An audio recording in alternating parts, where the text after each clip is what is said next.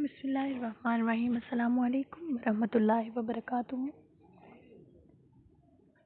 پیارے بچوں، کیسے ہیں آپ؟ امید کرتی ہوں سب بخیر و عافیت ہوں گے۔ ہم اپنا سبق نمبر 8 پڑھ رہے ہیں۔ سبق نمبر 8 پرانا کوٹ جو سید محمد جعفری نے لکھی ہے۔ اس نظم کی ریڈنگ اور اس کی تشریح میں آپ کو کرا چکی۔ آج ہم اس سب کی مشق پڑھیں گے۔ مشق کا پہلا سوال ہے، مختصر جواب دیں۔ الف ہے، اس نظم میں کون سی دو تاریخی شخصیات کا ذکر آیا ہے؟ تو اس کا جواب ہے کہ اس نظم میں دو تاریخی شخصیات مارکو پولو اور واسکو ڈی گاما کا ذکر آیا ہے۔ بے ہے کہ کوٹ پر چکنائی کے دھبوں کا باعث کیا ہے؟ تو اس کا جواب ہے کہ کوٹ پر چکنائی کے دھبوں کا باعث یہ ہے کہ اس کوٹ کو حلوائی بھی پہن چکا ہے۔ چونکہ حلوائی کا کام ہی تیل اور چکنائی سے متعلق ہوتا ہے، اس لیے کوٹ پر چکنائی کے دھبے پڑ گئے ہیں۔ جیم ہے کہ کوٹ کو تاریخ کا ورق کیوں کہا گیا ہے؟ تو اس کا جواب ہے کہ کوٹ کو تاریخ کا ایک ورق اس لیے کہا گیا ہے کہ کیونکہ اس نے بھی تاریخ کے گزشتہ سالوں کی طرح بہت زیادہ عرصہ گزارا ہے۔ دال ہے جی، پرانے کوٹ کو کون کون پہن چکے ہیں؟ تو اس کا جواب ہے کہ اس کو واسکو ڈی گاما، ترک، ایرانی اور حلوائی پہن چکے ہیں۔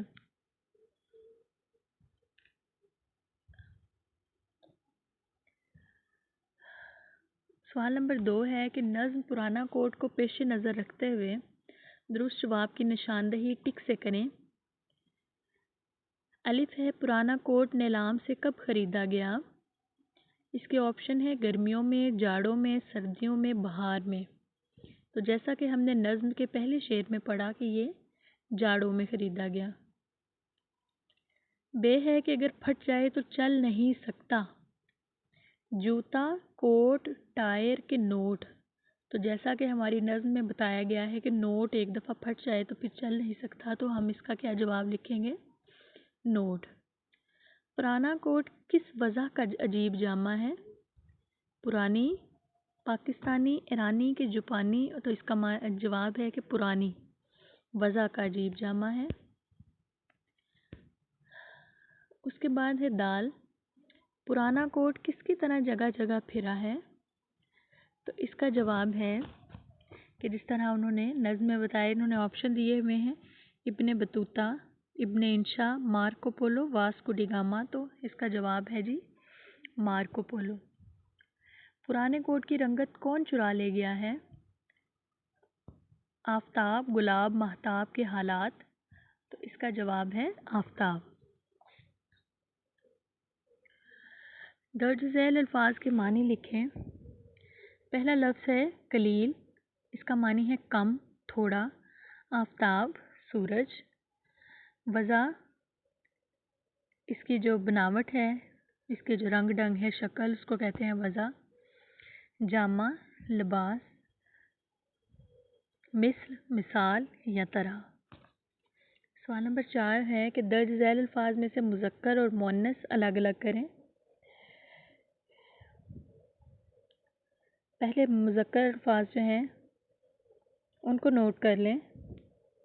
کوٹ، نوٹ، جامہ، ورق، آفتاب اور حلوائی جو ہیں وہ مذکر ہیں۔ میں ریپیٹ کر دیتی ہوں۔ کوٹ، نوٹ، جامہ، ورق، آفتاب اور حلوائی مذکر ہیں، اور مؤنث الفاظ ہیں وضع، تاریخ، عبرت، رنگت اور چکنائی۔ سوال نمبر 5 ہے کہ شاعری میں ہم آواز الفاظ کو قافیہ کہتے ہیں، مثلاً کوٹ اور نوٹ۔ آپ اس نظم سے مزید 2 ایسے ہم الفاظ تلاش کر کے لکھیں۔ اب اس کے ہم آواز الفاظ جو ہیں وہ نوٹ کر لیں۔ پہلے ہیں چکنائی اور حلوائی، سامانی اور ایرانی، قیمت اور غنیمت۔ سوال نمبر 6 ہے کہ مناسب الفاظ کی مدد سے مصرع مکمل کریں۔ الف ہے خریدا جاڑوں میں ڈیش سے پرانا کوٹ، تو اس میں لفظ لکھیں گے نیلام۔ بے ہے ڈیش صدیوں کی تاریخ کا ورک ہے یہ کوٹ، تو اس کا جواب لکھیں گے گزشتہ۔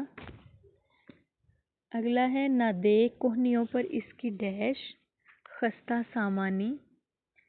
دال ہے پہن چکے ہیں اسے ترک اور ڈیش ترک اور ایرانی۔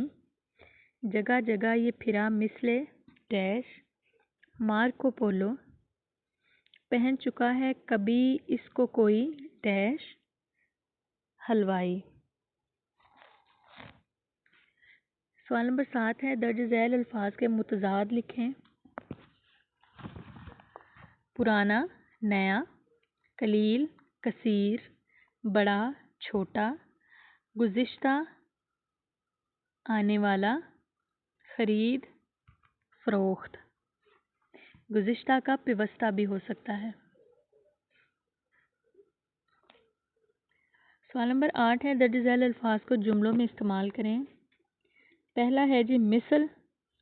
اب اس کا جملہ ہے کہ پاک وطن ایک خوبصورت چمن کی مثل ہے۔ اگلا لفظ ہے عبرت۔ دنیا کی تاریخ میں بہت سے عبرتناک واقعات ہیں۔ غنیمت، بزرگوں کا سایہ بہت بڑی غنیمت ہوتا ہے۔ آفتاب، کوٹ کا رنگ و روب آفتاب نے چرا لیا۔ قلیل، کتاب کی قیمت قلیل ہے لیکن یہ بہت دلچسپ ہے۔